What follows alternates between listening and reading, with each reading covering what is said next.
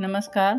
आज मी हे बघा कशाचे पत्ते आणले तर हे आहेत शेवग्याचे शेंगाचे पत्ते.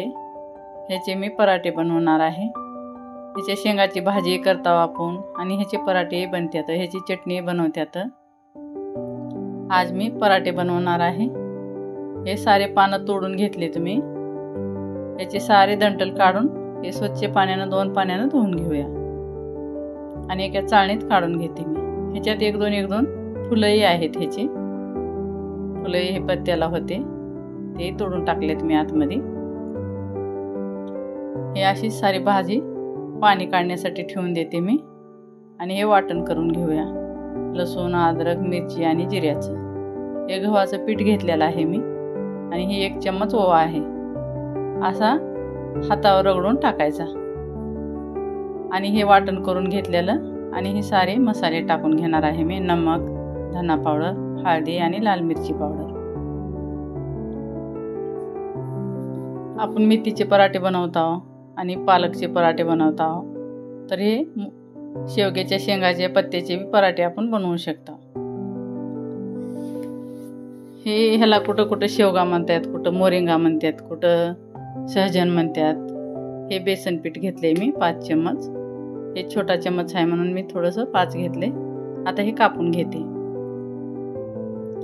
असे एक दोन दंटल आलेले मी सारे व्यवस्थित काढून घेतलेले आहेत. हे असंही टाकलं तर चालतंय, पण मी थोडंसं कापून घेणार आहे. हे शुगरसाठी फायदेमंद आहे म्हणतात आणि हड्डी मजबूत करण्यासाठी. आणि मोदीजी आपले देशाचे पंतप्रधान म्हणतात की हे हफ्ता में 1 बार तो मैं मोरिंगा खाता हूँ. तर आम्हाला बी हे पत्ता मिळाला म्हणून मी ह्याचे पराठे बनवलेत. शेंगा तर आपण खात आहोत ह्याच्या. सारे असेच मी पत्ते कापून घेणार आहे. आता एका मोठ्या प्लेटात हे काढून घेते, म्हणजे मिक्स करायला आपल्याला येते.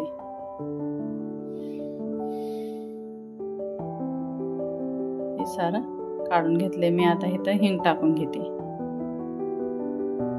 अर्धा चम्मच हिंग घेतलेला आहे मी. आणि हे गरम मसाला आहे. तुमच्याकडे जे बी गरम मसाला असेल ते टाकू शकता. चिकन मसाला किंवा जे बी मसाला असेल ते टाकू शकता. किचन किंग मसाला. व्यवस्थित मी मिक्स करून घेतलेला आहे हे सारे मसाले आणि पत्ते. आता इथं थोडासा मी कोथिंबीर टाकते. हे मिक्स करून घेतलेलं आहे मी. आता कमीत कमी पाणी टाकून आपल्याला तिंबून घ्यायचं आहे. कधी कोणची पालेभाजी टाकून जर आपण पीठ तिंबत असलो तर एकदम कमी प्रमाणात पाणी टाकायचं आणि असा घट्टसा गोळा करायचा आणि ह्याला 10 ते 15 मिनिट ठेवायचं. टाईम नसला तर 10 मिनिट तर कमीत कमी ठेवायला पाहिजे, म्हणजे थोडासा सॉफ्ट होतोय गोळा. हाताला तेल लावून व्यवस्थित मऊ करून घ्यायचा. हातालाही चिटकत नाही आणि पाट्यालाही चिटकत नाही असं जर केलं तर. पण कमीत कमी 10 मिनिट तर ठेवायला पाहिजे. 4-5 उंडे मी करून घेतलेले आहेत इथं. आता लाटून घेणार आहे मी. खूप छान पराठे होते हे. आणि मेथीचे पराठे थोडेसे कडू तर लागतात. आता आम्हाला तर सवय आहे कडू खायची, पण कोणाकोणाला आवडत नाही. तर हे कडवटही लागत नाहीत, असं नॉर्मल लागते, तर जास्त कडू लागत नाहीत. तर ही कोणीही खाऊ शकते. कोणाकोणाला मेथी आवडत नाही म्हणून ते कडू लागते म्हणून खात नाहीत. तर हे कडूही लागत नाही आणि आपल्या आरोग्यासाठीही खूप फायदेशीर आहे. हे झाडच फायदेशीर आहे. थोडंसं तूप लावून घेतले मी आणि वरून कोरडं पीठ टाकले. ह्याला आता व्यवस्थित उंडा करून मळून घेऊया.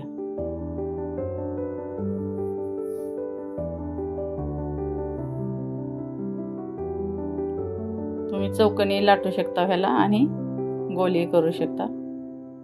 काहीच फरक पडत नाही. बघा आपण घट्टसा गोळा केला तर कशाला चिटकत नाही, व्यवस्थित झालंय आपलं. ह्याला थोडंसं तूप लावून घेते मी. अजून एक मी करते. दुसरा जी करणार आहे त्याच्या आतमधून मी तूप लावणार नाही, असंच करू शकता आपण. जाड मोठे आपल्या आवडीप्रमाणे करायचं. हे कशासोबतही खाऊ शकता तुम्ही. आचार सोबत, आचारच्या मिरची सोबत किंवा रायतासोबत, दहीसोबत, सपक डाळीसोबत बी आम्ही पराठे खातो बरं. मी ह्याच्यासोबत रायता बनवलाय आणि कवळ्या कवळ्या मिरच्या तळून घेतल्यात आणि आचार. याचं प्लेट मी असं बनवलाले. एक पराठा झालेला आहे आपला. आता हे दुसरा लाटून घेते मी आणि त्याला आतमधून तेल नाही लावलं, मी तसंच लाटून घेतलंय. हे बघा किती छान झालाय पराठा, बघताच खावा असं वाटलाय. आता आणखी हे टाकून घेतलाय मी. त्याला तेल नाही लावलं, मी असंच केलेला आहे. असेच सारे पराठे मी करून घेतलेले आहेत. हे पहा, आता ह्याला तेल लावून खालीवरी करून लगेच पलटून, तुम्हाला जर जास्त तूप आवडत असलं तर एक चम्मच पलटून टाकू शकता. पण आमच्या घरी थोडंसं तेलकट खायला थोडंसं नको म्हणतात, त्याच्यामुळे मी ब्रशनं लावत आहे. तुम्हाला जास्त आवडत असलं तर जास्त लावू शकता. हे कसा वाटला व्हिडिओ कमेंट करून नक्की सांगा. हे मी पलटून घेते आणि प्लेट बनवते. हे झालेला आहे आपला. काढून घेते आता ह्याला. व्हिडिओ पसंत आला तर लाईक, शेअर आणि सबस्क्राईब जरूर करा.